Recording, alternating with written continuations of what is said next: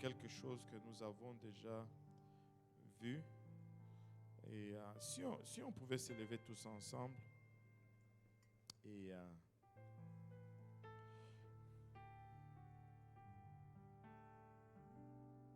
et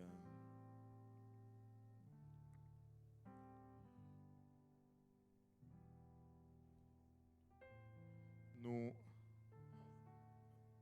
venons de sortir d'une conférence extraordinaire et nous avons pris une semaine de prière. Nous avons une autre veillée mais malgré cela, on voit quand même l'acharnement de l'ennemi qui essaye de repousser, de nous retourner là où nous étions avant la conférence. Mais nous refusons. Amen. Nous refusons. Nous voulons garder nos acquis de cette conférence. Amen. Et le Seigneur m'envoie dans quelque chose que nous avons déjà visité. Il n'y a pas de... on va regarder ça tout à l'heure. Et hier soir, après la réunion de prière, j'ai reçu un appel comme quoi il y a une de nos filles de l'église de l'Est qui est tombée des escaliers. Il y avait à peine 3 marches qui restaient, mais elle est tombée comme si quelqu'un l'avait poussée. Et elle a cogné la face contre terre et une dent a été arrachée. Et on l'a amenée à l'hôpital hier soir. Et c'est une étudiante qui est en processus pour renouveler ses papiers. Et donc, pas de couverture d'assurance. Et on peut dire que le diable n'est pas content. Et ce matin, j'étais découragé, j'étais abattu. Je suis arrivé à l'église de l'Est, je me suis assis. Je ne savais pas. Tu es dans ce moment où tu dis, Seigneur, qu'est-ce que j'ai dit? Qu'est-ce que j'ai dit à ton peuple? Mais rien ne vient. Je l'ai appelé pour voir de ses nouvelles. Et j'ai entendu un bruit de fond quand elle a répondu. J'ai dit, tu es où? Tu es à l'hôpital? Elle dit, non, je suis dans une voiture. J'ai dit, tu es en train de sortir de l'hôpital? Elle dit, non, je suis en route vers l'église. Vous savez, je suis devenu agressif. et vous savez, on peut se sentir découragé, mais il y a toujours quelqu'un quelque part qui fait face à une situation encore plus difficile que la tienne. J'étais tellement fortifié, j'étais tellement remotivé. Et le Seigneur m'a envoyé juste dans ceci. On va prier tous ensemble et puis je vais partager un peu et puis après on va louer le Seigneur. Amen. Alléluia. Prions tous ensemble. Seigneur, nous te sommes infiniment reconnaissants de ton amour, de ta bonté et de ta fidélité. Nous te remercions pour ta présence que nous ressentons déjà en ces lieux, Papa. Nous te remercions pour ta main qui bouge déjà parmi ton peuple. Et nous te remercions d'avance, Papa, pour ce que tu as accompli et les témoignages qui vont suivre par la suite. En ce moment, lorsque nous venons, Papa, pour entendre de ta part, encore une fois, nous réalisons, Seigneur, combien nous sommes des hommes naturels, des hommes charnels, Papa, et que, Seigneur Jésus-Christ, ta parole est folie pour nous. Et des fois, nous ne la comprenons pas. Nous avons besoin de ton aide. Aide-moi, Seigneur Jésus-Christ, Papa. Aide-nous tous ensemble, afin que nous puissions la transmettre et la recevoir, Seigneur. Alléluia. Et qu'elle puisse produire la vie éternelle en nous. Au nom de Jésus, nous te prions. Nous disons tous, au nom de Jésus. Alléluia. Battons nos mains pour le Seigneur alors que nous nous asseyons. Alléluia.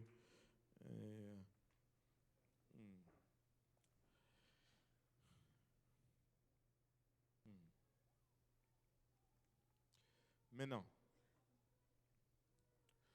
Euh, Ésaïe 53 nous donne une description du calvaire. Ésaïe 53 nous décrit un peu les souffrances du Seigneur. Et Ésaïe 53 essaye ça a été écrit 600 ans, quasiment, 600, 800 ans avant le Seigneur Jésus-Christ. Mais ça nous dépeint un peu ce que le Seigneur a enduré. Ésaïe 53, à partir du premier verset, nous dit ceci: qui a cru à ce qui nous était annoncé, qui a reconnu le bras de l'Éternel. Il s'est levé devant lui comme une faible plante, comme un rejeton qui sort d'une terre desséchée. Il n'avait ni beauté, il n'avait ni éclat pour attirer nos regards, et son aspect n'avait rien pour nous plaire. En d'autres termes, quand on le regardait, on n'était pas impressionné par son apparence. Quand on le regardait, on ne voulait pas le regarder à 2 reprises. Et quand on le regardait, il n'y avait rien d'agréable en lui. Vous savez, il y a de ces personnes, tu les regardes sur la route, tu as envie de les regarder encore une fois. Mais quand tu regardais le calvaire, tu n'avais pas besoin, tu n'avais pas envie de regarder à nouveau. Amen. Et il dit au verset 3, méprisé et abandonné des hommes, homme des douleurs et habitué à la souffrance, semblable à celui dont on détourne les visages. Nous l'avons dédaigné, nous n'avons fait de lui aucun cas. Cependant, ce sont nos souffrances qu'il a portées, c'est de nos douleurs qu'il s'est chargé. Et nous l'avons considéré comme puni, frappé de Dieu et humilié. Mais il était blessé pour nos péchés, brisé pour nos iniquités. Le châtiment qui nous donne la paix est tombé sur lui. Et c'est par ces meurtrissures que nous sommes guéris. Waouh! Le Seigneur a souffert. Le Seigneur a été humilié. Le Seigneur a été torturé. Ceci parle un peu de tout ce processus qui a conduit au calvaire. Et le calvaire n'avait rien de beau à contempler. Le calvaire était très laid. Le calvaire était c'était ensanglanté. C'était horrible. Ça a commencé avec son arrestation. Ça s'est conduit dans son jugement, une parodie de jugement. Et durant le jugement, il a commencé à subir des abus de par ce bourreau. On a arraché sa barbe, on a craché dans son visage, on l'a giflé, on mettait un bandeau sur son visage et on le frappait avec un bâton. Et on lui donnait de souffler. On disait, si tu es prophète, devine qui t'a frappé. On a arraché ses vêtements. On l'a attaché à un poteau et on a flagellé son dos. 40 coups de fouet moins un. C'est bien sûr 40 coups de fouet, mais ce n'était pas juste un fouet, c'était des fouets spéciaux, un fouet avec un bâton ayant des lanières en cuir. Et ces lanières étaient incrustées de morceaux de cailloux, de morceaux d'ossements aux extrémités, de sorte qu'à chaque coup de fouet, il y avait une lacération dans son dos. À chaque coup de fouet, ces morceaux de cailloux s'incrustaient ou laissaient des empreintes dans son dos. À chaque coup de fouet, ces morceaux d'ossement s'accrochaient à sa chair et arrachaient des morceaux de sa chair lorsque on retirait le fouet. Le calvaire n'était pas une belle image. Le calvaire n'était pas une belle image. Il a porté sa croix par la suite jusqu'au mont Calvaire, comme nous l'appelons. Et là, on a étendu cette croix et on l'a premièrement dépouillé de tous ses vêtements. Quelle humiliation! Lorsque j'étais à l'école secondaire, on a appris que l'habillement était un besoin vital. L'habillement était un besoin vital, mais on l'a dépouillé de tous ses vêtements. Et nous avons la décence aujourd'hui de mettre un ruban autour de sa taille, mais c'est dans la nudité totale que notre Seigneur était exposé devant ses moqueurs. Et là, ses bras ont été étendus et ses pieds ont été joints et des clous ont été enfoncés dans ses poignets et dans ses pieds. Et cette croix a été élevée et l'a suspendue entre ciel et terre pour des heures agonisant sous le soleil. Et un de nos prédicateurs dit que le calvaire était tellement horrible que même le soleil a caché sa face. Même le soleil s'est retiré parce qu'il ne voulait pas voir l'atrocité de ce qui s'est passé. Tous ceux qui le suivaient l'ont abandonné. Tous ceux qui étaient le plus proches l'ont délaissé. Ceux qui ont mangé de son pain et de ses poissons étaient introuvables. Ceux qui ont fondé l'espoir en lui ont perdu tout espoir. Tous l'ont abandonné. Ceux qui le connaissaient l'ont renié. Tous l'ont délaissé. Pourquoi? Parce que le calvaire était l'image d'un échec total. Toute sa sagesse était oubliée. Tous ses miracles étaient oubliés. Les gens ont ressuscité au simple timbre de sa voix. Les malades ont été guéris, les paralytiques ont marché, les aveugles ont vu. Mais aucun de tout cela n'était au pied du calvaire, parce que ça ne ressemblait à rien comme une victoire. Mais permettez-moi de vous dire aujourd'hui que malgré cette apparence de défaite totale, malgré cette apparence d'échec total, le calvaire est la plus grande victoire que l'humanité n'ait jamais connue.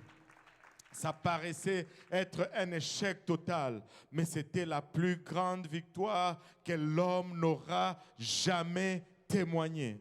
Ça paraissait, alléluia, l'échec. Tout le monde l'avait abandonné. Mais laissez-moi vous dire que c'était le plus grand cri de ralliement qui ne sera jamais retenti dans toute l'histoire de l'humanité. Et même, alléluia, toute victoire que nous pouvons prétendre aujourd'hui, toute victoire à laquelle nous aspirons aujourd'hui est le produit du calvaire. Sans le calvaire, nous n'avons pas de victoire. Sans le calvaire, nous sommes, alléluia, dans le désespoir total. Laissez-moi vous dire ceci, nous servons un Dieu qui est maître dans l'art, alléluia, de faire de ce qui ne paraît pas, alléluia, ce qui est. Nous servons un Dieu, nous devons être un peuple qui réalisons que les circonstances ou les visuels, alléluia, ne sont pas du tout déterminants, alléluia, par rapport à ce que Dieu veut faire avec nous.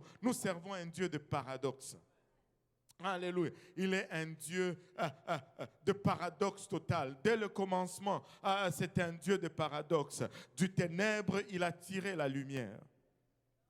De rien, il a tiré tout ce qui existe.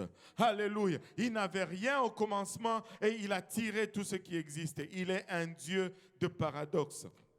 Je pense que l'exemple le plus puissant de ce paradoxe, nous le trouvons dans quelques vies. Il y a quelques vies. J'hésite entre... regardons David. Alléluia. Regardons David dans le psaume 105, le verset 7. La Bible nous dit « L'Éternel est notre Dieu. Ses jugements s'exercent sur toute la terre. » L'Éternel est notre Dieu. Ses jugements s'exercent sur toute la terre. Alléluia. L'Éternel est notre Dieu. Ses jugements s'exercent sur toute la terre. En d'autres termes, laisse-moi dire à quelqu'un, juste un peu de patience. Dieu, alléluia, va s'élever et son jugement va s'exercer. Peu importe la direction que prend ce monde, peu importe les degrés, alléluia, de perversion et de corruption que notre monde connaît, le jugement de Dieu s'exerce sur toute la terre. Il se rappelle à toujours de son alliance. Il se rappelle à toujours de son alliance. Es-tu dans l'alliance aujourd'hui? Est-ce que tu es dans l'alliance? Et il y en a qui me regardent, ils me disent, mais c'est quoi être dans l'alliance? Alléluia. C'est-à-dire être dans cette entente ou dans cet accord avec le Seigneur. Mais c'est quoi l'alliance dont tu parles? Je parle de cette nouvelle alliance, cette alliance perpétuelle, cette alliance qu'il a établie sur le calvaire en donnant sa vie à ta place. N'est-il pas dit, n'avons-nous pas lu que c'est de nos péchés qu'il s'est chargé? Alléluia. C'est pour nos iniquités qu'il est allé à cette croix. Et si j'accepte cette alliance, alléluia, mes péchés sont placés sur lui, alléluia, et sa justice est placée sur moi, et je deviens ainsi justifié. Ça veut dire comme si j'étais juste. Alléluia. Et cette alliance est ouverte aujourd'hui. Cette alliance est accessible aujourd'hui. Tu peux entrer dans cette alliance. Tu me dis, mais comment est-ce que je vais entrer dans cette alliance? Alléluia. Il est allé au calvaire. Il est mort pour toi. Alléluia. Il a été enseveli pour toi. Après 3 jours, il est ressuscité pour toi. Alléluia. Tu peux mourir pour lui. Alléluia. Tu peux être enseveli pour lui et tu peux ressusciter pour lui. Alléluia. Personne n'a pris fuite. Alléluia. Heureusement. Alléluia.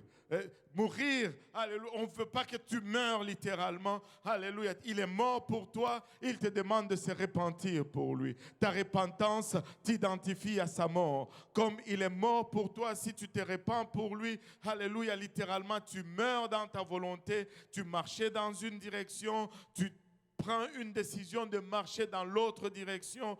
Tu tues ta volonté afin que sa volonté puisse vivre en toi. Nous devons nous repentir. Alléluia.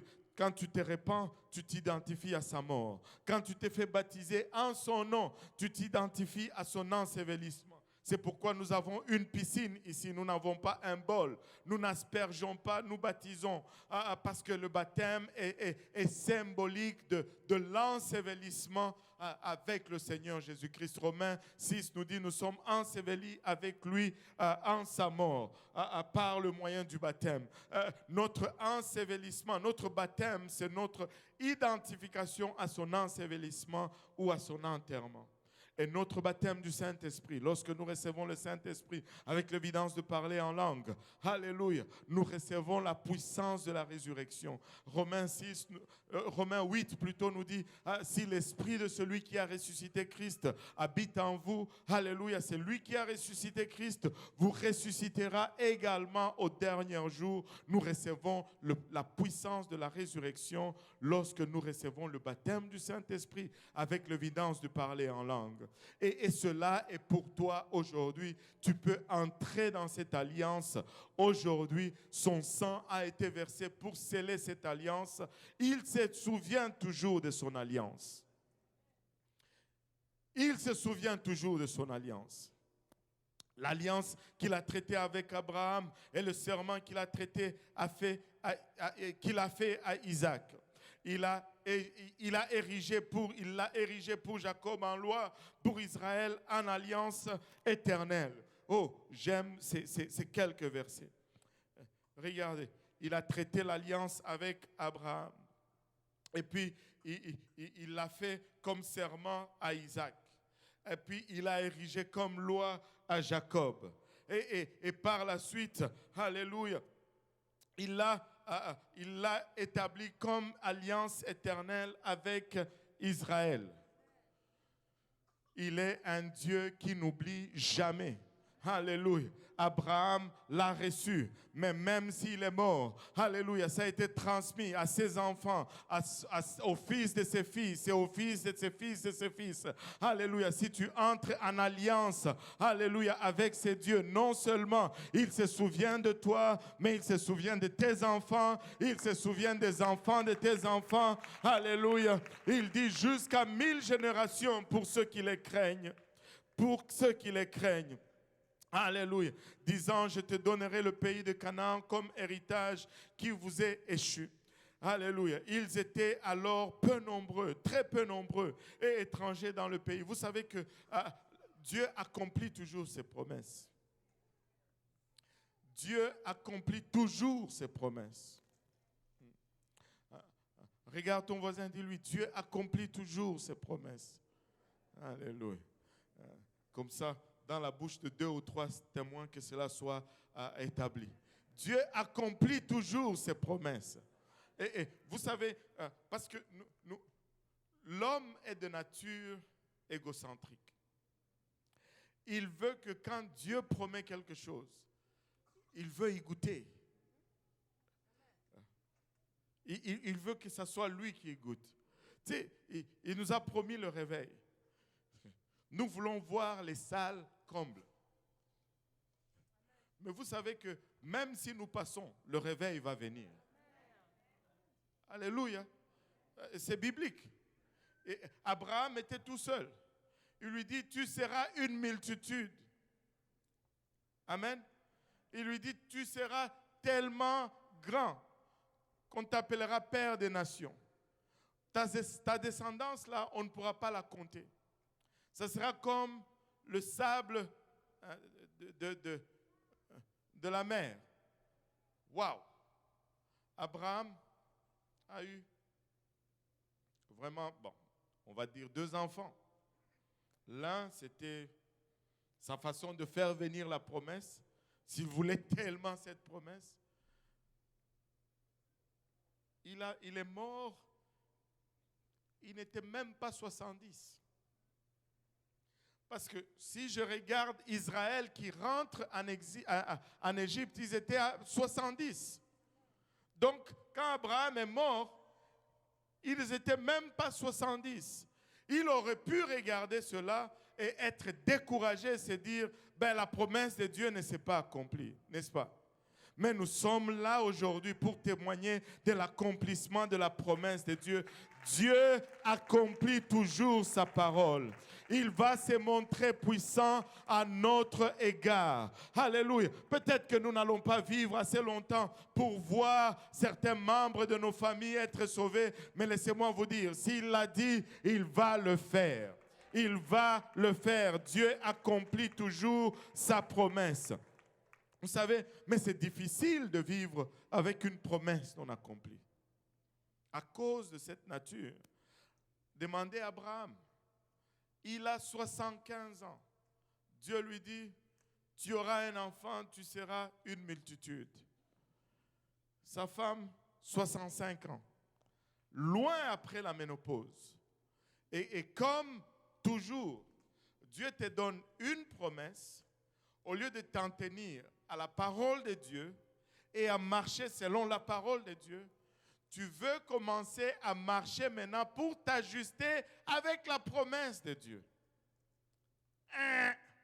Erreur. Peu importe la promesse que Dieu donne, je dois continuer de vivre selon la parole de Dieu. Je dois prier comme la parole de Dieu demande. Je dois faire tout ce que la parole de Dieu demande, jour après jour, après jour, après jour, après jour. Je ne suis pas responsable de l'accomplissement de cette promesse. Il est responsable de l'accomplissement de cette promesse. Mais si je m'aligne avec sa parole, cette promesse va me trouver, alléluia, là où sa parole m'amène. Abraham a commencé à regarder. 1 an passe, 2 ans passent, rien. Oh Seigneur, peut-être que cette promesse va venir par adoption. Nous voulons, Dieu te dit tu vas être riche. Allô? Dieu n'a dit à personne. Alléluia. Et là tu sors, tu vas commencer à prendre 2 travails, 3 travails. Non. Et là, tu ne viens plus à l'église parce que tu as 2 boulots. Seigneur Jésus. Anyway, je vais revenir à Abraham parce que je ne veux pas induire les gens en erreur. Tu dois rester dans la parole de Dieu. Tu dois marcher toujours selon la parole de Dieu. On ne vit pas selon la promesse, on vit selon la parole de Dieu. Et lorsqu'on marche selon la parole, la promesse nous rencontre là où la parole nous amène parce qu'il est sa parole et sa parole ne change jamais. Alléluia. Et regardez, Abraham se dit, bon, je vais essayer d'aider Dieu. Je vais adopter. Seigneur, Éléazar, c'est lui qui est né dans ma maison. Dieu vient dire, c'est une bonne idée, mais ce n'est pas mon idée. Et ça passe. Agar, l'Égyptienne, Ismaël plutôt, Seigneur, qu'Ismaël marche devant toi. Dieu dit, c'est une bonne idée, mais ce n'est pas mon idée. Jusqu'à ce que tout ce qui ne devait pas marcher ne marche plus. Abraham avait 100 ans. Sarah avait 90 ans. Et toute voie possible ou naturelle pour l'accomplissement de cette promesse était éteinte complètement avant que Dieu dise maintenant. Il est un Dieu de paradoxe. Il est un Dieu de paradoxe. Arrêtons de mesurer Dieu selon nos circonstances. Arrêtons de limiter Dieu dans nos circonstances. Les circonstances ne déterminent pas ce que Dieu va faire. Alléluia. C'est ce qu'il promet et notre alignement à sa parole qui va déterminer ce qu'il va faire avec nous. Ce n'est pas facile de vivre avec cette promesse. Ils étaient, je retourne au psaume 105, ils étaient alors peu nombreux, très peu nombreux, et étrangers dans le pays.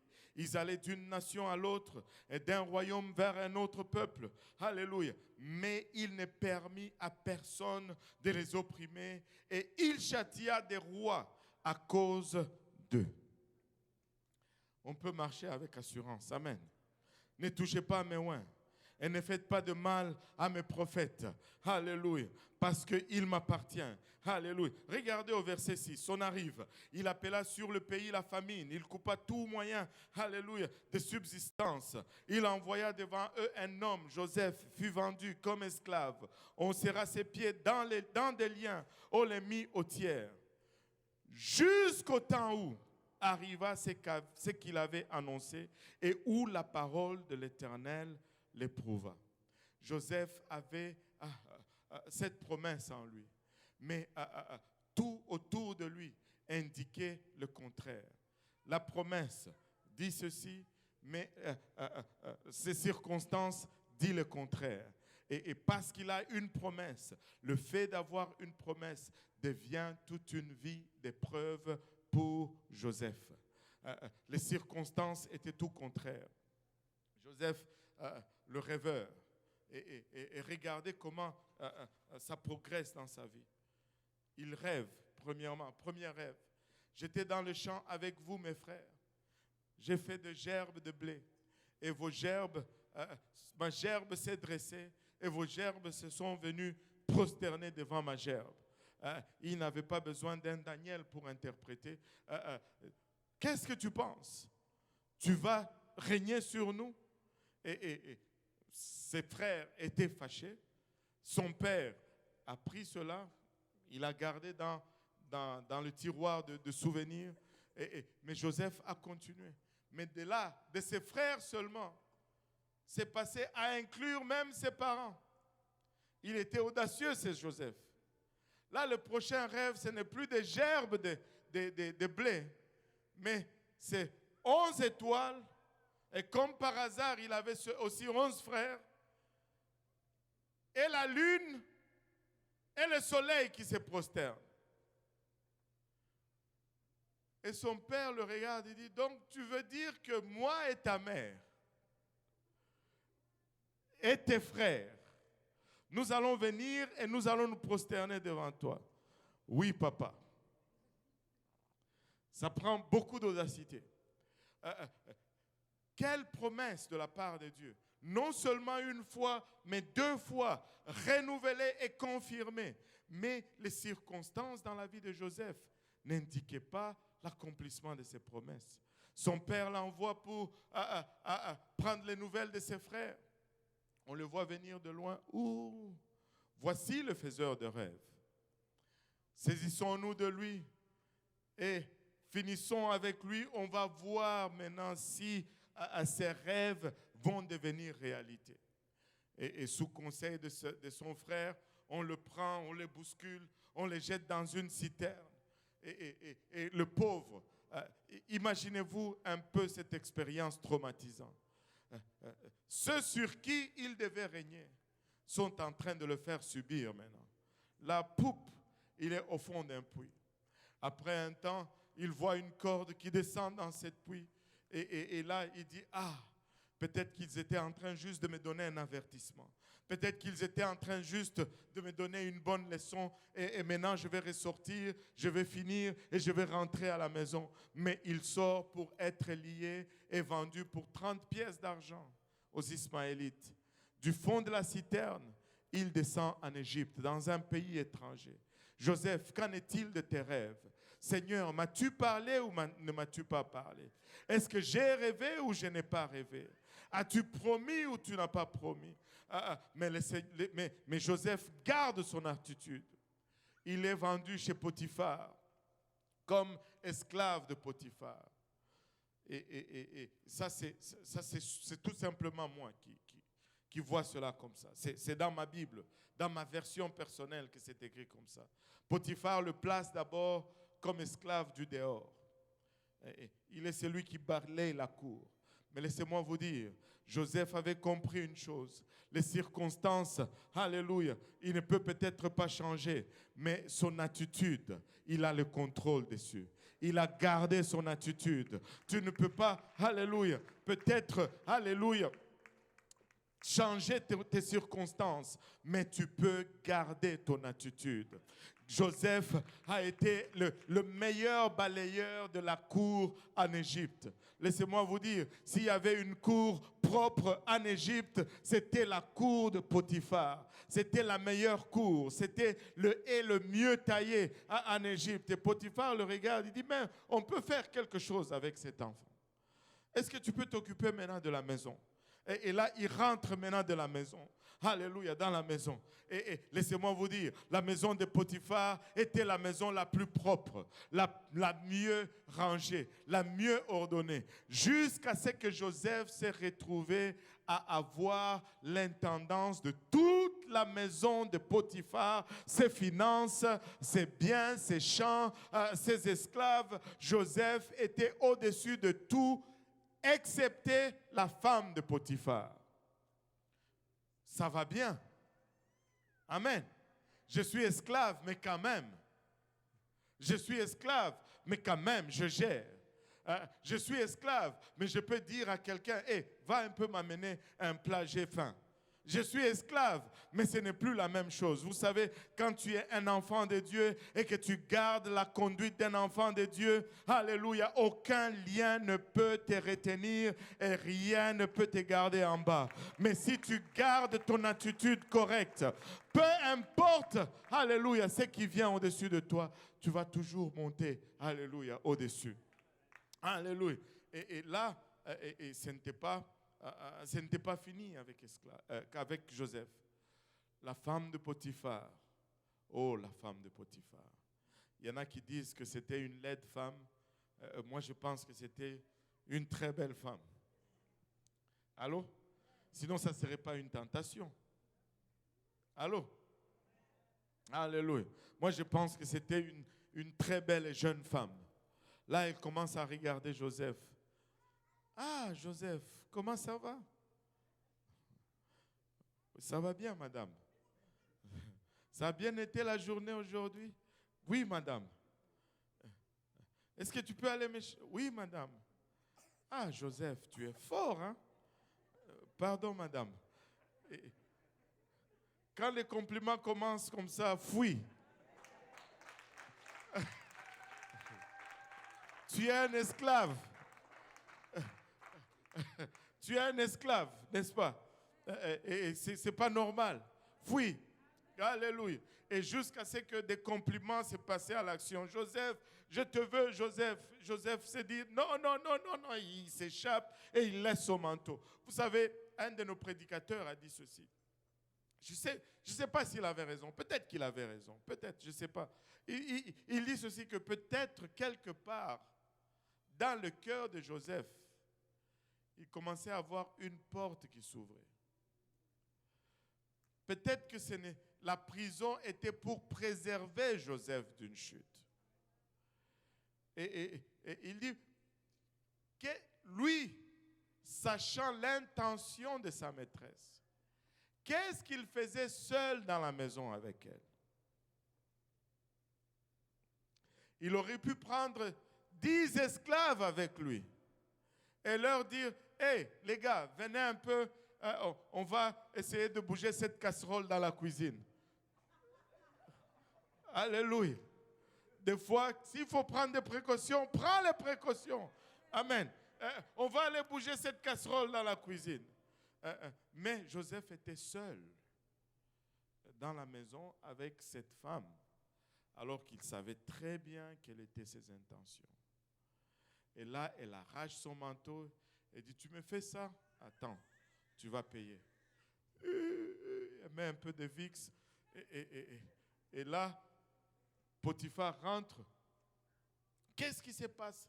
Regarde, ces Juifs que tu nous as amenés. Il veut se jouer de nous maintenant. Ah! Joseph se retrouve en prison. Pas seulement en prison, mais la prison des prisons. Ceux qui viennent des pays où il y a des dictatures vont le comprendre. Parce que la Bible nous dit qu'il a été jeté dans la prison où Pharaon jette ses prisonniers. C'était la prison où le roi met ses prisonniers. Ce n'était pas juste le cachot au coin de la rue, là. C'était ce genre de prison où on ne connaît même pas l'adresse de la prison. Des genres de prison où tu rentres, on ne sait pas où tu es, et on ne sait pas où tu sortiras. Il y a des gens qui connaissent ce genre de prison. Alléluia. Et quand on t'envoie dans ce genre de prison, c'est fini, ta famille est en deuil. Et là, tu sais, en tout cas, anyway, restons dans la parole. et c'était dans ce genre de prison où Pharaon met ses prisonniers. Des endroits où tu n'as plus espoir de sortir. Joseph. Wow. De chez lui, dans la citerne. Il recule. De la citerne en Égypte, loin de sa famille. Il recule encore. De l'Égypte en prison, encore loin. Quelles sont les probabilités qu'il règne sur ses frères? Quelles sont les probabilités qu'il les revoie même pour pouvoir prétendre à régner sur eux? Tout dans la vie de Joseph indiquait que ses rêves n'allaient pas s'accomplir. Et peut-être là où tu es aujourd'hui, tu regardes tout autour de toi. Tu dis, Seigneur, je ne veux pas y arriver. Mais laisse-moi te dire, il est un Dieu de paradoxe. Il est un Dieu de paradoxe. Il est un Dieu de paradoxe. Ne te laisse pas, alléluia, influencé par les circonstances. Ne laisse pas les circonstances affecter ton attitude. Alléluia, remets le sourire sur ton visage et lève les bras et adore ton Dieu parce que c'est un Dieu de paradoxe. Il n'est pas limité, alléluia, par le naturel. Il n'est pas limité par les circonstances. Sa parole ne retourne jamais à lui vide. Elle accomplit toujours ce à quoi elle a été envoyée. Elle accomplit toujours ce à quoi elle a été envoyée. Joseph est littéralement rentré à reculons dans ses promesses. C'est à reculons qu'il est rentré dans l'accomplissement de ses promesses. Tu as peut-être, alléluia, l'impression de reculer. Et c'est à reculons que tu vas rentrer dans ses promesses. Pourquoi? Parce que nous servons un Dieu de paradoxes. C'est dans nos faiblesses, alléluia, qu'il nous montre sa force. Alléluia, c'est dans nos manquements manquements, alléluia, qui nous montre sa provision. Et c'est dans nos ténèbres qu'il devient alors lumière. Dans nos chutes, alléluia, il devient notre force et notre bouclier. Dans nos fatigues, n'est-il pas dit, alléluia, ceux qui s'appuient dans le Seigneur renouvellent leur force. Dans nos fatigues, alléluia, c'est alors qu'on prend de l'envol comme l'aigle. Il est un Dieu de paradoxe, alléluia. Les circonstances ne le limitent point, alléluia. Nos situations, alléluia, ne le bloquent pas. Il va accomplir ce à quoi il a été, alléluia, préparé. Sa parole va l'accomplir. Alléluia. Regardez le livre d'Habakkuk. Alléluia. Habakkuk 2, 2 et 2, 3 nous dit: l'Éternel m'adressa la parole et il dit: écris la prophétie, grave-la sur des tables afin qu'on la lise couramment. Car c'est une prophétie dont le temps est déjà fixé. Elle marche vers son terme, elle ne mentira pas. Si elle tarde, attends-la. Si elle tarde, attends-la. Si elle tarde, attends-la. Ne erre pas à gauche, à droite, mais attends-la. Car elle s'accomplira certainement. Alléluia. Les circonstances autour de toi parlent peut-être le contraire, mais nous allons nous appuyer sur la parole du Seigneur. S'il a dit, il va le faire. Il a promis un réveil, nous allons avoir un réveil. Il a promis, alléluia, la démonstration de sa grandeur, nous allons voir la démonstration de sa grandeur. Alléluia. Laissez-moi vous dire ceci, ça m'est égal, alléluia, quand ça arrive ou avec qui ça arrive, mais je sais que ça va arriver. Ça m'est égal, alléluia, à quel moment exactement, mais je sais que ça va arriver. Peut-être après ma mort, alléluia, mais je sais qu'un jour, alléluia, ces lieux, alléluia, on devra littéralement faire tomber les murs et lever le toit parce qu'une multitude doit venir à la connaissance de qui il est. Ça m'est égal, alléluia, peut-être de mon vivant ou peut-être après mon vivant, mais je sais, alléluia, oh Seigneur Jésus-Christ, et c'est biblique. Alléluia. Vous savez, Élisée a marché après Élie. Il a servi, il a versé l'eau sur les mains d'Élie, la Bible nous dit. Et il avait une prière: donne-moi une double portion de ton onction. Élie lui dit: ce que tu demandes est difficile. Il dit: mais si tu gardes tes yeux sur moi jusqu'à ce que je pars, alléluia, tu auras ce que tu demandes. Laissez-moi vous dire ceci, Élisée était en mission, c'était comme une tête de missile laser. Il ne quittait pas le prophète. Oh, si nous pouvons comprendre le principe de Dieu. Il ne quitte... Ses regards étaient scellés et loqués. Tu pouvais sauter à gauche ou à droite, il n'allait pas être distrait. Tu pouvais, alléluia, allumer un feu à gauche. Tu pouvais faire exploser une bombe atomique à sa gauche. Il allait avoir ses yeux fixés sur Élie. Parce qu'il était en mission, il voulait sa double portion. Et laissez-moi vous dire, il y a eu toutes sortes, alléluia, de choses pour distraire. Oh Seigneur Jésus, si nous pouvons garder nos regards fixés sur lui, si nous pouvions tout simplement le faire, jusqu'à ce que Élie est monté, Élisée avait le regard sur lui. Le manteau, alléluia, d'Élie tombait, mais Élisée avait le regard sur lui. C'est ce manteau qui est synonyme de pouvoir. C'est ce manteau qui est synonyme d'autorité. C'est ce manteau, alléluia, qui divise l'eau. Mais ce n'était pas, alléluia, l'intérêt de ses yeux. Il avait une promesse et ses yeux étaient sur la promesse. Et si nous pouvons apprendre, peuple de Dieu, à garder nos yeux sur lui, l'autorité ne sera pas un problème. Alléluia. Vous savez, si vous comptez dans la vie d'Élisée, miracle après miracle, miracle après miracle, 13 miracles. Et Élisée est mort. Il a accompli seulement 13 miracles. Et là, l'enfer a ricané. Dieu a échoué. Le prophète est mort. Alléluia. Mais Israël était oppressé, Élisée était même déjà décomposé. Son corps était dans une caverne. Et le peuple était encore sous oppression. En ces temps-là, il fallait tout cacher. Et quand ils portaient leur mort pour aller l'enterrer, ils ont entendu du bruit pensant que c'était des Madianites qui étaient là. Ils ont jeté le corps dans la tombe d'Élisée. Le corps est tombé sur les ossements desséchés du prophète. Bang! Et le mort est revenu à la vie. Le 14e miracle. Alléluia. Et le ciel a tout simplement souri. Alléluia. Alléluia. Parce que sa parole ne retourne jamais à lui vide. Il est un Dieu, alléluia, de paradoxe. Le paradoxe ne l'arrête pas. Tu te retrouves dans quelque chose de paradoxal ou de contraire. Alléluia, ça ne change rien. C'est l'environnement propice dans lequel il travaille, dans lesquels il œuvre. Oui, c'est compliqué pour nous. Combien de personnes malades aujourd'hui? Combien de familles manquent aujourd'hui? Combien de personnes qui appellent? Oh, accident. Il y a des gens qui ont eu leur accident. Juste la semaine passée, accident, voiture, perte totale. Il y a eu des gens qui ont eu des enfants malades.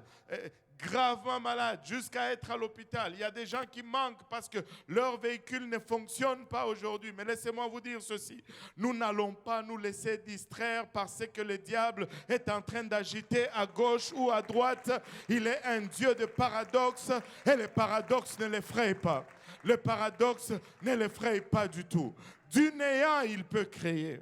Aujourd'hui, il a plus, alléluia, à faire avec qu'il avait au commencement.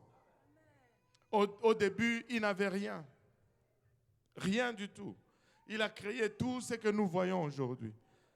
Alléluia. Combien d'avantages il peut faire aujourd'hui. S'il y a un peuple qui doit être enthousiaste, c'est bien nous. S'il y a un peuple qui doit être vraiment dans l'assurance, c'est bien nous. S'il y a un peuple, alléluia, qui vont faire fi aux circonstances, c'est bien nous. Alléluia. Parce que non seulement dans le passé lointain, mais dans le passé aussi proche que hier. Il y a une dame qui a son enfant, température, presque 3 semaines de fièvre. Fièvre, tu donnes, ça descend, et puis 2 heures après, ça remonte. Ça descend, 2 heures après, ça remonte. Ils étaient pour aller aux urgences et ils se sont dit, aller encore aux urgences, c'est passé 24 heures là-bas avant de voir le médecin. Comme quelqu'un, je l'ai lu dans un article aujourd'hui, plutôt vendredi, il y a un journaliste qui écrit, il dit, nous n'avons pas le ministère de la Santé, nous avons le ministère de la Maladie. Parce que le ministère de la Santé ne fonctionne pas. Il dit, allez aux urgences. Non, on va prier. Ils étaient à la maison. Il n'y avait pas de pasteur.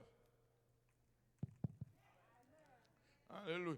Parce que la Bible nous dit, les croyants imposeront les mains aux malades et les malades seront guéris. Ils ont pris juste de l'huile. Alléluia. Je ne sais pas si c'était de l'huile d'olive ou si c'était de l'huile de maïs, mais c'était de l'huile. La Bible ne dit pas huile d'olive ou huile de maïs ou l'huile. Ils ont pris de l'huile. Ils ont mis sur le petit. Ils ont prié. Le petit, 1 an.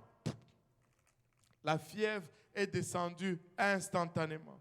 Aujourd'hui, le petit était dans l'église, alléluia, en train de faire ta, ta, ta, ta, ta, ta. Je l'ai regardé, j'ai dit, ça c'est notre Dieu. Nous servons un Dieu, alléluia, qui peut tout faire. Alléluia, ne laisse pas les circonstances. Oui, je sais qu'il est déchaîné pour le moment. Oui, je sais qu'il vient en force contre toi. Mais tu es dans l'alliance. Tiens-toi fort. Alléluia, celui qui est en toi est plus fort que celui qui est dans le monde. Alléluia. Invoque son Saint-Nom. Élève ta voix, loue-le. Glorifie-le. Ne laisse pas, alléluia, cette affliction te voler de ton adoration. C'est ton arme la plus puissante. Alléluia. Quand ça va mal, lève-toi, loue Dieu. Et laissez-moi vous dire, ça, vous savez, nous avons des fois l'art de gaspiller les douleurs. La douleur, c'est l'opportunité pour valoriser ton adoration, en fait. Tu sais, c'est bon de dire Dieu, tu es bon quand tout va bien. C'est bon, mais ce n'est pas aussi puissant. Mais quand tout va mal et que tu dis Seigneur, ça ne va peut-être pas, mais tu restes sur le trône. Ça ne va peut-être pas. Oh, mais j'ai choisi de faire confiance en toi. Oh, alléluia. Rien ne fonctionne peut-être pour le moment, mais je sais que tu es Dieu et que tu restes sur le trône, alléluia, et que tu es un Dieu infaillible, papa. Je choisis de te louer, je choisis de t'exalter au-dessus de ma circonstance. Je choisis de t'élever au-dessus de ma famille. Je choisis, papa, ilabashata, d'exalter ton saint nom, Père, alléluia. Ora maya kitaraya etaraba oloboyo santa. Itoroyo itara kele maya etaraba oloboyo santa. Imonoyo etara kele ya eta. Oroka tamanaya itaraba oloboyo santa. Harimaya eta. Alléluia. Alléluia Seigneur. Alléluia Jésus. Alléluia Seigneur. Alléluia. Alléluia. Alléluia. Ne gaspillons pas aucune opportunité que l'ennemi nous donne. En fait, un des prédicateurs a dit ceci, que comment on appelle ça, la tribulation, ou cette oppression, la tribulation, c'est juste une flatterie de la part de ton ennemi. Je ne comprenais pas cela au début. Il a dit, la tribulation, c'est une flatterie de la part de ton ennemi. Je ne comprenais pas cela. J'ai dit, comment cela? Il dit, parce que plus tu t'approches de la zone de but, plus l'oppression devient intense. Donc, si ça devient intense, c'est une indication que tu es proche de marquer le but. Alléluia. Donc, plus ça devient intense, plus nous devons l'adorer, plus nous devons nous réjouir, disant que nous nous approchons du but. Il est en train de faire. Dieu ne dort pas. Dieu ne dort pas, peuple de Dieu. Dieu est au contrôle. La Bible nous dit, même lors du déluge, Dieu était assis sur le trône. Il n'y a rien qui ne le prend par surprise. Nous allons continuer de prier. Nous allons continuer de jeûner. Nous allons continuer de l'adorer. Alléluia. Nous allons continuer de garder cette bonne attitude. Nous allons faire notre Joseph. Et bien sûr, bientôt, alléluia, nous allons sortir de notre prison. Alléluia, bientôt. Oh, Sataraya.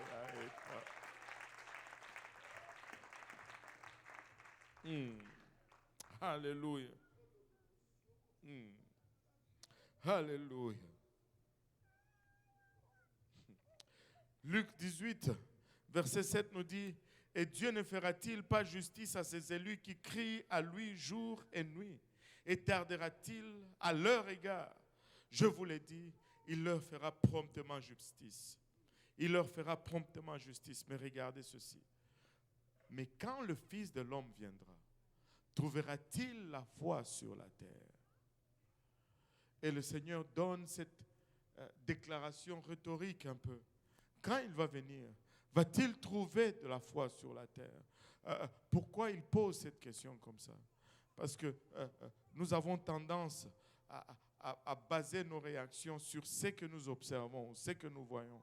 Et vu la dégradation de tout autour de nous aujourd'hui, les hommes ne sont plus les hommes, les femmes ne sont plus les femmes, les gouvernements n'en parlons plus, des premiers ministres qui vont faire les juges au concours de travestis. Et le monde va mal. Un premier ministre qui est juge dans un concours de drag queen. Un premier ministre. Waouh! En plein moment d'inflation, il n'a pas assez de travail. Les temps sont graves.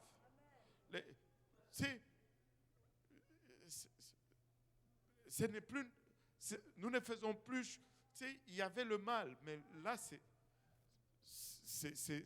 démoniaque. Ce n'est plus juste mauvais, c'est littéralement démoniaque. Le monde dans lequel nous vivons est perverti à outrance. Et là, tu regardes ceci, et puis Dieu dit, je veux vous donner un réveil plus grand que le réveil du livre des Actes. Quand il reviendra, trouvera-t-il de la foi sur la terre? Parce que nos circonstances sont loin de ce que sa parole nous promet. Alors, loin comme pas à peu près. Mais n'oubliez pas, il est un Dieu de paradoxe. Et si nous pouvons savoir à injecter le calvaire dans toute situation désastreuse que nous avons, de la même façon qu'il a fait, que cette scène horrible de défaite totale soit la plus grande victoire, notre situation avec le calvaire sera également une grande victoire. Dieu veut le faire. Mais va-t-il trouver de la foi au milieu de nous? Va-t-il trouver la foi au milieu de nous? En nous levant tous ensemble, déjà, je n'ai pas vu que le temps passait comme ça. Il est déjà 10 minutes, 8 minutes avant 16 heures déjà. Je pensais qu'il était 15 heures encore. Seigneur, aide-nous. Aïe, aïe, aïe, aïe, aïe. Je pensais que je n'allais pas prêcher long. Mais laissez-moi vous dire ceci.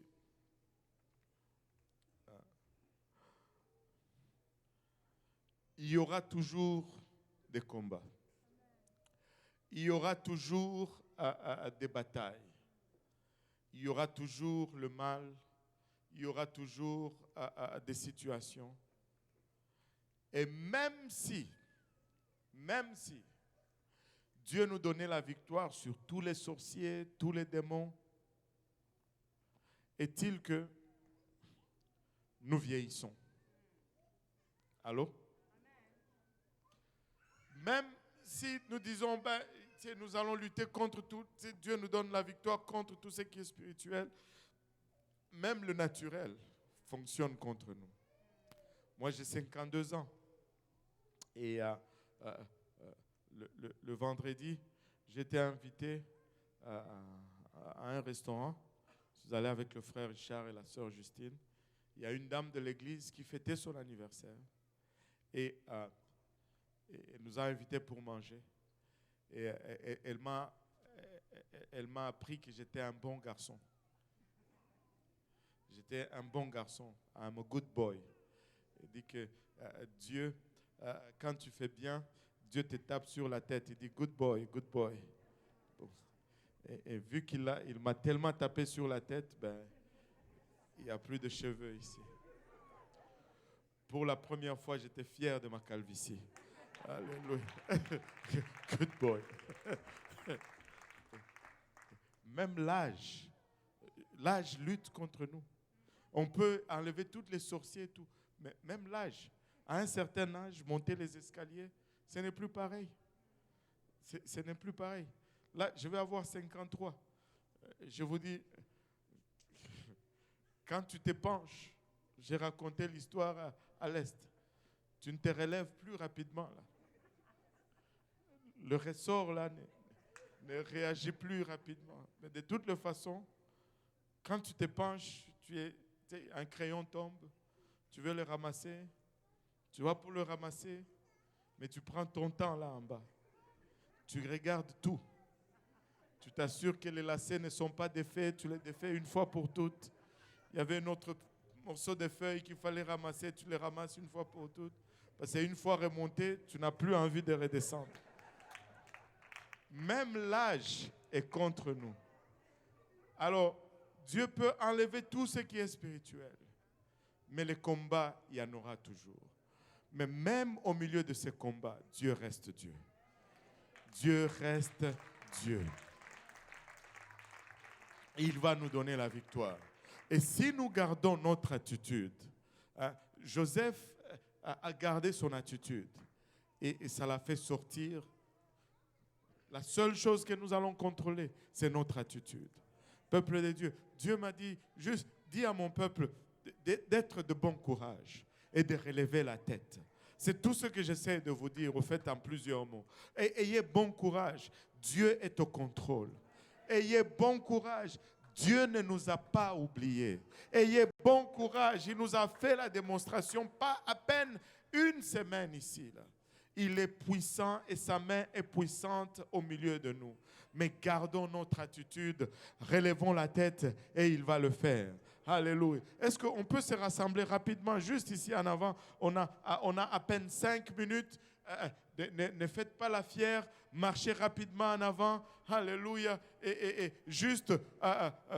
pour un moment, je veux juste marquer ce moment. Je veux juste marquer cela aujourd'hui. Je veux juste, alléluia, comme certains disent, scellez cela. Je veux venir, je vais élever mes mains. Alléluia, je vais dire, Seigneur, je m'engage à garder mon attitude. Je m'engage à marcher droit, Seigneur. Et je sais, je reconnais que tu es un Dieu de paradoxe. Que peu importe mes circonstances, Papa, alléluia, tu agis en notre faveur. Peu importe, alléluia, il abachate les circonstances, tu agis en notre faveur. Est-ce que quelqu'un peut élever sa voix? Alléluia. Est-ce que quelqu'un, alléluia, peut élever sa voix pour un moment? Est-ce que quelqu'un peut rappeler son alliance avec le Seigneur? Alléluia, le Dieu d'éternité. Alléluia, celui qui ne sommeille ni ne dort. Alléluia, c'est lui qui veille sur toi. Laisse-moi te dire, il va le faire. Il n'est pas indifférent à ta situation. Haramaya kotaraya otaraba oloboyosan. Kiroboyo itara keleya etaraba oloboyosanda.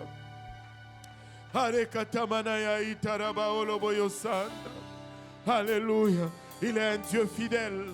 Il est un Dieu fidèle et son nom c'est Jésus.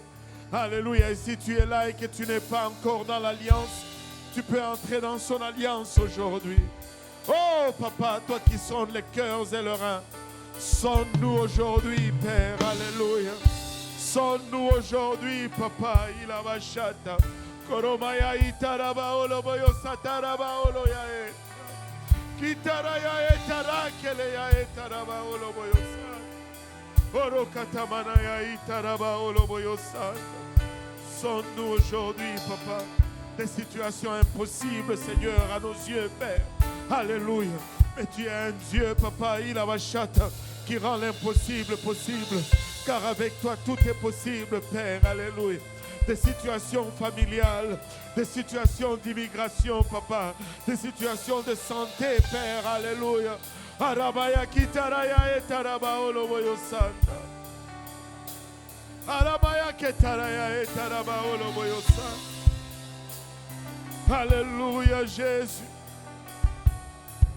Alléluia, Seigneur, alléluia. Orokatamanaya itaraba oloboyo santa. Ikataraya itaraba oloboyo santa. Alléluia. Avec lui, tout est possible. Avec lui, tout est possible. Aramaya kitaraya otaraba oloboyo santa.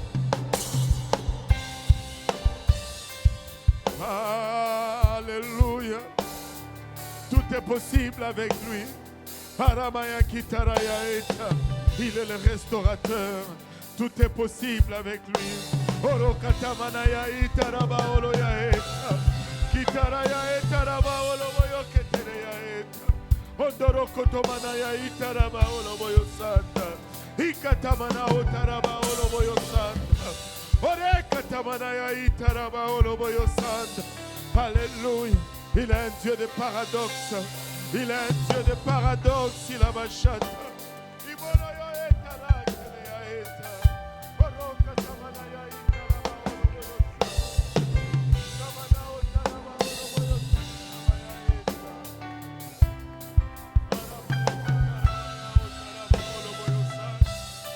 oui, Seigneur. Aramaya kitaraya ota.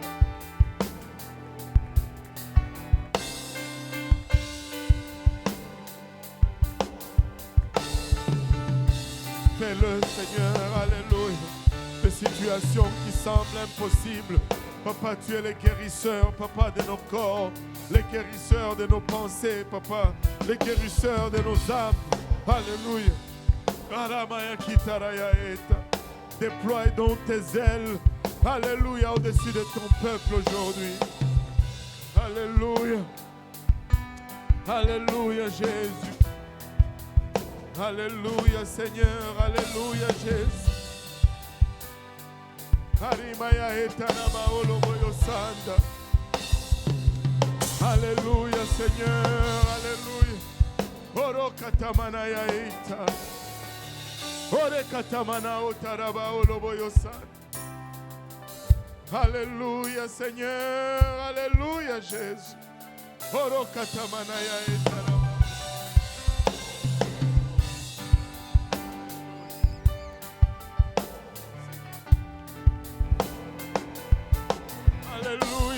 Alléluia, Jésus. Aramaya kitaraya ota.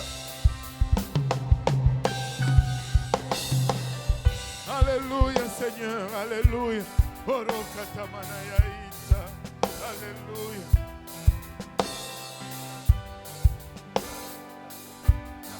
Alléluia. Il y a une personne qui vient revêtir le nom de Jésus dans les eaux du baptême. Alléluia.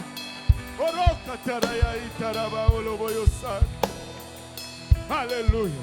Avec Dieu, tout est possible. Avec Dieu, tout est possible. Avec Dieu, tout est possible.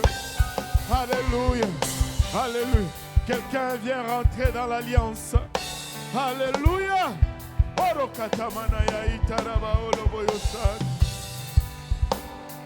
Oh Jésus. Oh Jésus.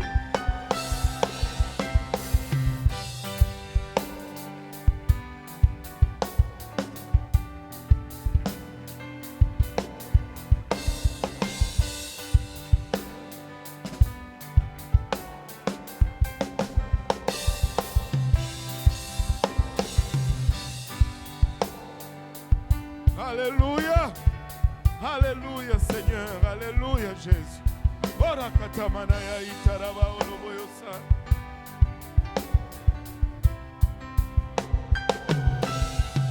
Alléluia, Jésus.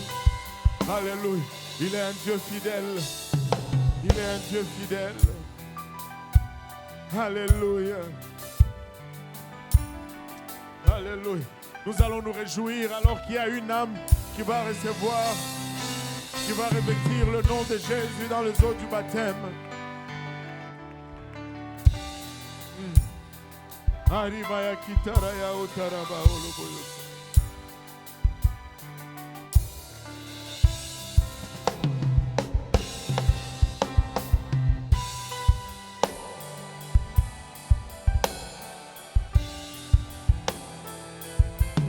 Alléluia, Seigneur, alléluia.